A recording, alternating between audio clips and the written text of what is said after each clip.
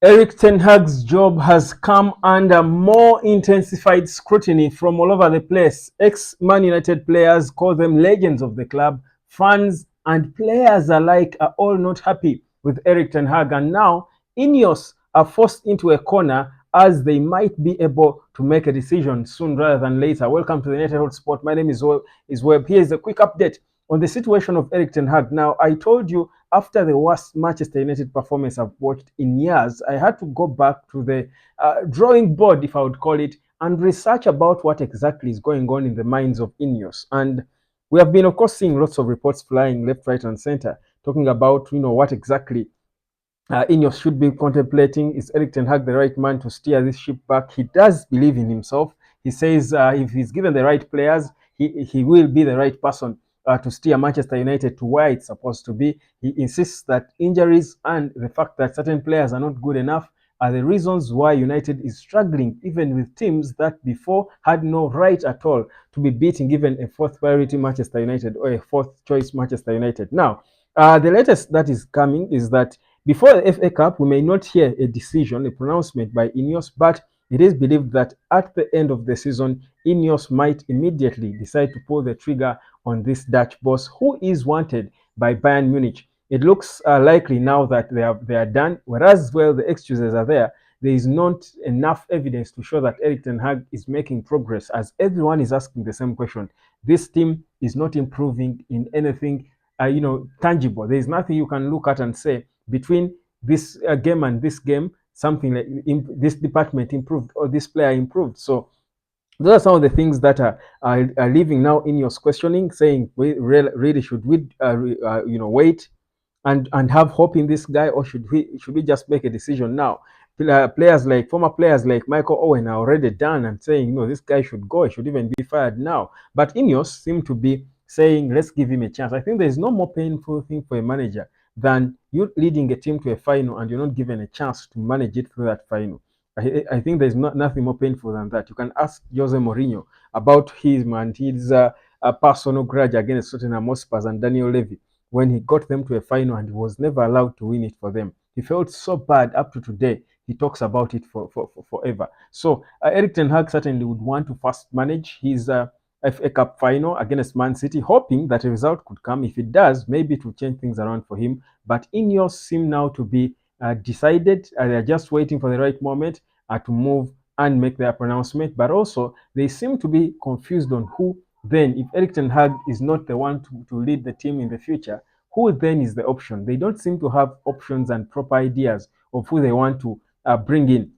So that's the current conundrum with Manchester United. There seems to be a division, first of all, even among the fans, the supporters. Some are saying, the injuries are many, give the guy time. We can't keep sacking managers left, right, and center. Whereas certain fans, a significant number, feel like this guy is not progressive.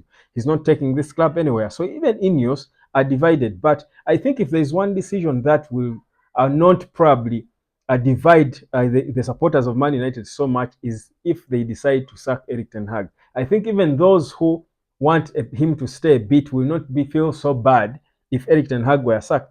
Most importantly, if the replacement is someone logical, not Thomas Tuchel, like we've been hearing in reports that Ineos have been speaking to him.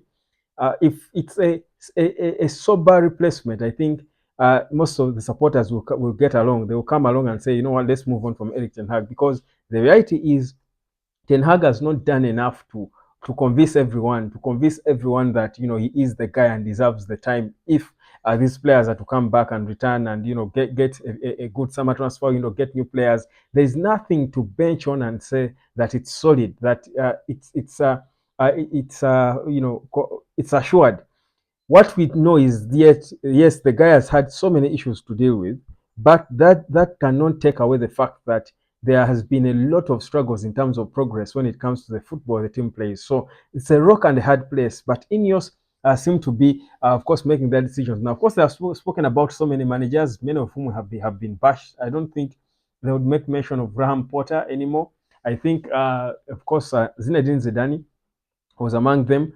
They spoke of Nigelsmann, but he's committed to Germany. Then they spoke of Michael Carrick, in a subtle way. I think Carrick could be a good one for me. I love Carrick. If we are going to go to these young players who are trying to believe in now and resort to them to rebuild the team, I think Carrick could be a good manager to come and take them on. But the confusion with Ineos is the fact that they are yet to find a definite replacement for Erik Ten Hag. They are still struggling to find that, and I think that's where they're also waiting on Dan Ashworth to come, because Dan Ashworth will have a huge role to play in the decision of which manager comes in, because he's going to direct the kind of football we want to play. And a manager who comes in is all dependent on which style of football do we want to play. So it's going to be a very busy period, but it's an extremely high pressure type period for Erik Ten Hag. Remember, next is Arsenal. Arsenal supporters are so assured, so confident that they're going to obliterate this Manchester United. They forget that football is such a mischievous sport that this United, in their poor being, can shock Arsenal and deny them a chance to a title. And that would be, I think, the best reward for Manchester United. If Erik Ten Hag's Man United beat Arsenal convincingly, I think a half of the people who are calling for his head would be converted, saying that has been a win, the victory of the season. It doesn't matter how it happens in the FA Cup final on the 25th of May, neither will it matter how we perform in the Champions League. If we beat Arsenal, deny them to a Premier League title, that's as good as a good season for most United supporters. So it's still a critical stage we are in. It's still interesting to see how everything is going to evolve, but the pressure is there. The players, it seems, it is said that Erik Ten Hag attacked his players, about 5 of his players, after the game against this Crystal Palace team, and he attacked some of his players for how they defended poorly, including these kids like Kobe Maino,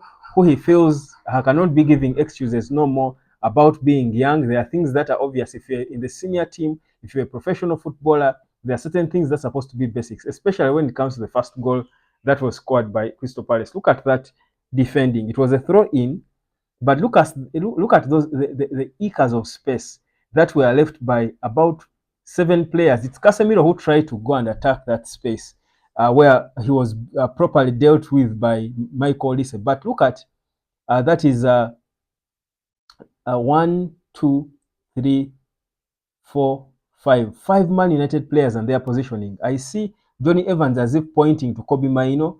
Kobe is looking behind. He was probably telling him where to go, trying to direct him where to go and mark that throw in. But how poorly can these Man United players get in terms of disorganization? Because how do you mark a throw in like that at that level of football?